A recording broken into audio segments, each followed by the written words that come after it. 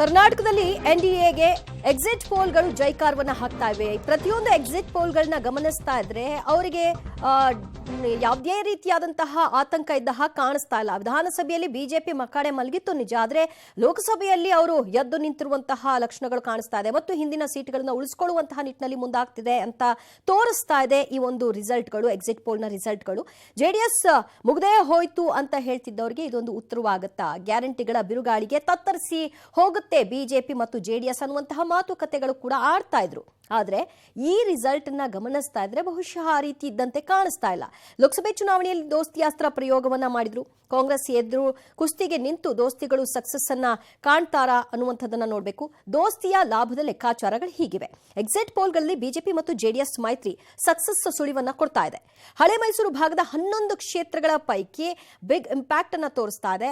ಒಂದು ವೇಳೆ ರಿಸಲ್ಟ್ ಕೂಡ 20+ ಸೀಟು ಬಂದ್ರೆ ಮೈತ್ರಿ ಲಾಂಗ್ ಟರ್ಮ್, ಈ ಹಿಂದೆ ಕೂಡ ಕುಮಾರಸ್ವಾಮಿ ಅವರು ಹೇಳಿದ್ರು ಇದನ್ನ ಮುಂದುವರಿಸಿಕೊಂಡು ಹೋಗುವಂತಹ ಇರಾದೆ ನಮ್ಮದಾಗಿದೆ ಅಂತ. ಸೊ ಅದು ಮುಂದುವರಿಯೋ ಸಾಧ್ಯತೆ ಇದೆ. ವಿಧಾನಸಭೆಯಲ್ಲಿ ಕುಸಿದಿದ್ದಂತಹ ಜೆಡಿಎಸ್ಗೆ ಲೈಫ್ ಲೈನ್ ಸಿಕ್ಕಂತಾಗತ್ತೆ.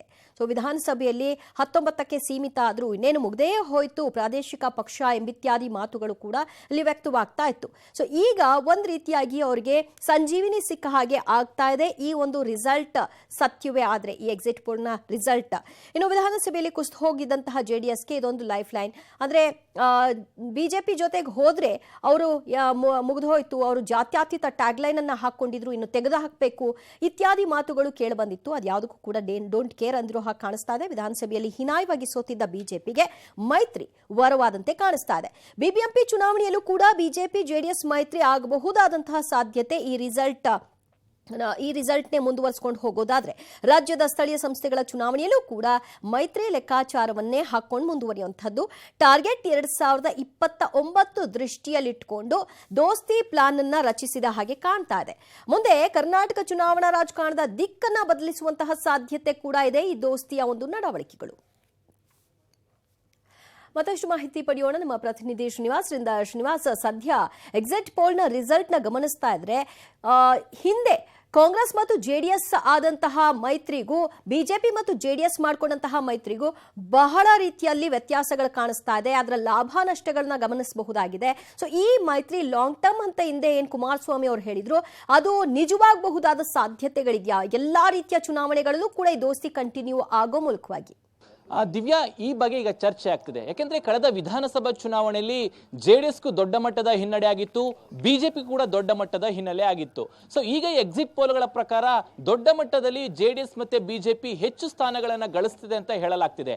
ನಾಳೆ ಇದರ ಭವಿಷ್ಯ ಗೊತ್ತಾಗುತ್ತೆ. ಒಂದ್ ವೇಳೆ ಏನಾದ್ರೂ ಎಕ್ಸಿಟ್ ಪೋಲ್ಗಳ ಎಕ್ಸಿಟ್ ಪೋಲ್ಗಳು ಸತ್ಯವಾದ್ರೆ ಸಹಜವಾಗಿ ಬಿಜೆಪಿ ಮತ್ತೆ ಜೆಡಿಎಸ್ಗೆ ದೊಡ್ಡ ಮಟ್ಟದ ಬೂಸ್ಟ್ ಸಿಗುತ್ತೆ. ಹಾಗಾಗಿನೇ ಕುಮಾರಸ್ವಾಮಿ ಕೂಡ ಡೇ ಒನ್ ಇಂದ ಹೇಳ್ಕೊಂಡು ಬರ್ತಿದ್ದಾರೆ, ಈ ಒಂದು ಮೈತ್ರಿ ಕೇವಲ ಶಾರ್ಟ್ ಟರ್ಮ್ ಗಲ್ಲ, ಲಾಂಗ್ ಟರ್ಮ್ ದೃಷ್ಟಿಯನ್ನು ಇಟ್ಕೊಂಡು ನಾವು ಮೈತ್ರಿಯನ್ನ ಮಾಡ್ಕೊಂಡು ಬರ್ತಿದೀವಿ ಅಂತ. ಒಂದ್ ವೇಳೆ ಎಕ್ಸಿಟ್ ಪೋಲ್ಗಳ ಅಂಕಿಅಂಶಗಳು ನಿಜವಾದ್ರೆ ಮುಂದೆ ಬರುವಂತಹ ಎಲ್ಲಾ ಚುನಾವಣೆಗಳಲ್ಲೂ ಕೂಡ ಬಿಜೆಪಿ ಮತ್ತೆ ಜೆಡಿಎಸ್ ದೋಸ್ತಿಯಾಗಿ ಕಾಂಗ್ರೆಸ್ ಅನ್ನ ಕಟ್ಟಿ ಹಾಕುವಂತ ಪ್ರಯತ್ನ ಇದೆ. ಮುಂದೆ ಸ್ಥಳೀಯ ಸಂಸ್ಥೆಗಳ ಚುನಾವಣೆ ಇದೆ, ಜಿಲ್ಲಾ ಪಂಚಾಯಿತಿ, ತಾಲೂಕು ಪಂಚಾಯಿತಿ, ಬಿಬಿಎಂಪಿ ಚುನಾವಣೆ ಇದೆ. ಸೊ ಅಲ್ಲಿ ಮೈತ್ರಿ ಆದ್ರೆ ದೊಡ್ಡ ಮಟ್ಟದ ಪ್ಲಸ್ ಆಗಬಹುದು. ಇನ್ನು ಪ್ರಮುಖವಾಗಿ ಹಳೆ ಮೈಸೂರು ಭಾಗದಲ್ಲಿ ಬಿಜೆಪಿಗೆ ಅಷ್ಟೊಂದು ಸ್ಟ್ರಾಂಗ್ ಹೋಗಲಿಲ್ಲ, ಜೆಡಿಎಸ್ ಜೊತೆ ಇರೋದ್ರಿಂದ ಅಲ್ಲೂ ಕೂಡ ಮತ್ತಷ್ಟು ಪ್ರಬಲತೆಯನ್ನು ಎರಡು ಪಕ್ಷಗಳು ಬೆಳಿಬಹುದು. ಇನ್ನು 2028ರ ವಿಧಾನಸಭೆ ಚುನಾವಣೆ, 2029ರ ಲೋಕಸಭೆ ಚುನಾವಣೆ, ಒಂದ್ ವೇಳೆ ದೋಸ್ತಿ ಲಾಂಗ್ ಟರ್ಮ್ ಗೆ ಮುಂದುವರೆದರೆ ವಿಧಾನಸಭೆಯನ್ನು ಕೂಡ ಗೆಲ್ಲಬಹುದು, ಅದೇ ರೀತಿಯಾಗಿ 2029ರ ಲೋಕಸಭೆಯನ್ನು ಕೂಡ ಗೆಲ್ಲಬಹುದು ಅನ್ನುವಂತ ಲೆಕ್ಕಾಚಾರ. ಹಾಗಾಗಿ ನಾಳೆಯ ಫಲಿತಾಂಶದ ಮೇಲೆ ಈ ಒಂದು ಮೈತ್ರಿ ಎಷ್ಟು ಮಟ್ಟಿಗೆ ಇರುತ್ತೆ ಅನ್ನುವಂಥದ್ದು. ಆ ಎಕ್ಸಿಟ್ ಪೋಲ್ಗಳ ಭವಿಷ್ಯವೇ ಸತ್ಯವಾದ್ರೆ ಬಹುಶಃ ನಾವೀಗ ಹೇಳಿದಾಗೆ ಎಲ್ಲಾ ಚುನಾವಣೆಗಳಿಗೂ ಕೂಡ ದೋಸ್ತಿಯಾಗಿ ಇಬ್ಬರು ಕೂಡ ಫೈಟ್ ಮಾಡುವಂತಹ ಸಾಧ್ಯತೆ ಇದೆ. ಈ ಮೂಲಕ ಒಂದು ಹೊಸದಾದಂತಹ ಅಲೆಯನ್ನ ರಾಜ್ಯದಲ್ಲಿ ಸೃಷ್ಟಿ ಮಾಡುವಂತಹ ಪ್ಲಾನ್ ಅನ್ನ ಬಿಜೆಪಿ ಮತ್ತೆ ಜೆಡಿಎಸ್ ಹಾಕಿಕೊಂಡಿರುವಂತದ್ದು. ನಾಳೆ ಇದರ ಒಂದು ಸ್ಪಷ್ಟತೆ ಗೊತ್ತಾಗುವಂತದ್ದು. ಥ್ಯಾಂಕ್ ಯು ಶ್ರೀನಿವಾಸ್ ನಿಮ್ಮೆಲ್ಲ ಮಾಹಿತಿಗೆ.